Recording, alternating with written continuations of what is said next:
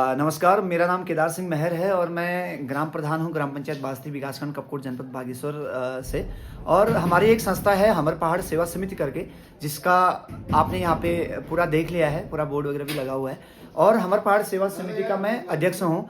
और मैं आप सभी लोगों को बताना चाहता हूँ कि इस बार नवमी मेले में हमर पहाड़ सेवा समिति के द्वारा दूसरा विशाल भंडारा आयोजित किया गया, जो कि जन सहयोग से हम लोग आयोजित करते हैं। इससे पहले भी हमने पिछले साल 2023 में भंडारे का आयोजन किया। अभी दूसरे साल का ये भंडारा है। अभी आगे को भी हम निरंतर इस भंडारे का आयोजन करते रहेंगे। इस भंडारे को हम लोग जन सहयोग से करते हैं। हमारी जो संस्था है वो सामाजिक सेवा कार्य और धार्मिक सेवा कार्य के लिए पंजीकृत है और बागेश्वर जनपद में हमने अपनी संस्था का पंजीकरण कर रखा है, जो कि पूरे उत्तराखंड में सामाजिक और धार्मिक सेवा कार्य के लिए बनी हुई है। इससे पहले भी हमने अपनी संस्था के माध्यम से तमाम ऐसे सामाजिक काम किए हैं, जिसके माध्यम से हमने कई सारे गरीब लोगों को, लाचार, बीमार, जरूरतमंद लोगों को आर्थिक मदद दिलाई है। जिसमें अगर मैं बात करूँ तो एक आपके कपकोट तरसार पतियासार के एक दरपान सिंह जी थे, जिनको ब्रेन की दिक्कत हो गई थी, कुछ समस्या हो गई थी, तो उनको लगभग 1 लाख रुपए की धनराशि हमारे द्वारा उनके खाते में जमा कराई गई।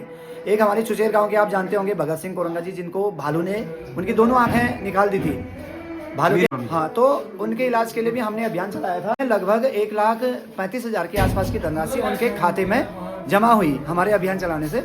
उसके बाद हमने एक ठेली के कोई पदिमा देवी जी थे, जिनको कैंसर की बीमारी लगी थी, उनके इलाज के लिए भी अभियान चलाया। उसमें और भी लोगों ने अभियान चलाया, हम लोगों ने संयुक्त अभियान चलाया, जिसमें लगभग 7-8 लाख के आसपास की धनराशि उनके खाते में जमा हुई। उनका कैंसर का इलाज चल रहा है। और अभी हाल ही में आपने सुना होगा, सोशल मीडिया में एक मुद्दा बहुत ज़्यादा छाया हुआ था। मुआनी का एक बबलू कारगी करके एक युवा है, जिसको वो गिर जाने से उसके सर में चोट लगी थी, वो कोमा में चले गया था। तो उसके इलाज के लिए हमने अभियान चलाया। उसकी माताजी के खाते में लगभग 14 लाख रुपए की धनराशि हमारी संस्था के माध्यम से, जो मुहिम चलाएगी उसके माध्यम से जमा हुई। अभी उसका हल्द्वानी में इलाज चल रहा है।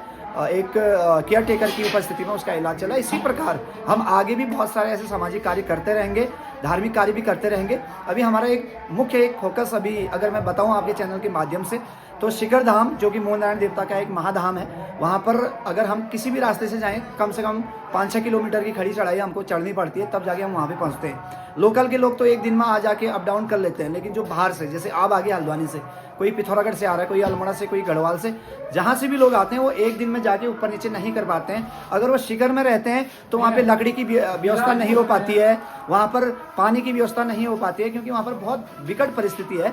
तो शिखर धाम में भी हम कुछ ऐसी व्यवस्थाएं करने जा रहे हैं आने वाले समय में, जहां पर हम लोग यात्रियों को रहने और खाने की निःशुल्क सुविधा उपलब्ध कराएंगे। चाहे हम अपने गांव के आसपास कोई धर्मशाला का संचालन करें, चाहे हम शिखर धाम में कोई ऐसी व्यवस्था करें, तो जो भी कार्य होंगे आने वाले समय में जनहित के लिए, जनता के हित के लिए, जनता की सेवा के लिए हमारी संस्था करेगी। और बाकी मैं आपको बहुत बहुत धन्यवाद देता हूँ, आप यहाँ पर आए। मैं थोड़ा सा बिजी था, जिस कारण आपसे बातचीत नहीं हो पाई, लेकिन आपको मिल के अच्छा लगा। अभी आप मिले, बहुत बहुत धन्यवाद आपको। बाकी आप आते रहें और भगवान नौलिंग देवता के दर्शन आप करते रहें। और साथ ही मैं आप लोगों को ये भी बताना चाहता हूँ कि चूंकि हमारी जो संस्था है, जो समिति है, हमर पहाड़ करके है।